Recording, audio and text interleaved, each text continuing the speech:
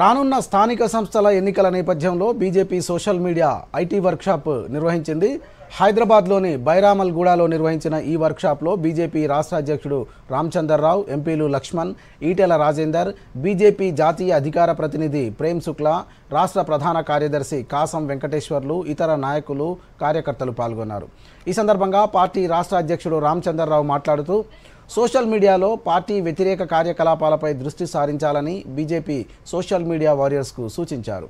MP Laxman మాట్లాడుతూ BC రిజర్వేషన్లకు ప్రధాన శత్రువు కాంగ్రెస్ పార్టీయేనని ఆరోపించారు.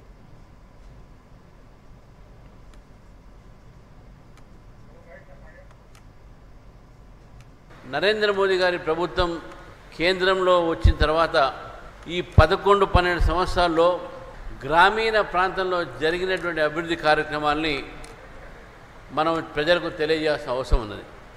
మరి దాని ప్రచారం నిమిత్తమై సోషల్ మీడియా ఒక బాధ్యత కూడా ఉంటుంది.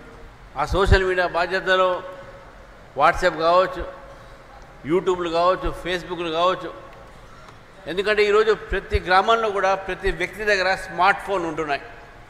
ఈ స్మార్ట్ ఫోన్ల ద్వారా ప్రతి ఒక్క పౌరుడికి సమాచారం మాధ్యమం వాళ్ళ చేతిలో ఉంటుంది. కాబట్టి నరేంద్ర మోదీ గారు చేసినటువంటి మంచి పనులన్నీ కూడా ఈరోజు ఈ సామాజిక మాధ్యమం ద్వారా ప్రజలకు తెలియజేయాల్సిన అవసరం ఉన్నది. బీజేపీకి ఉన్న ఓటు బ్యాంకును అందులో మరి చీలిక తీసుకురావాలి.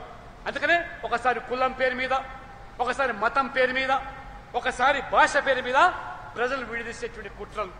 ఆ రకంగా మరి ఈరోజు మరి మైనార్టీస్ను ఏ రకంగా ఇవాళ బీజేపీకి బూచిగా చూపించి రాజకీయ పబ్బం గడుపుకుంటున్నట్టు కాంగ్రెస్ పార్టీ ఇవాళ అదేవిధంగా ఇవాళ బీసీలను రెచ్చగొట్టే ప్రయత్నాలు చేస్తుంది.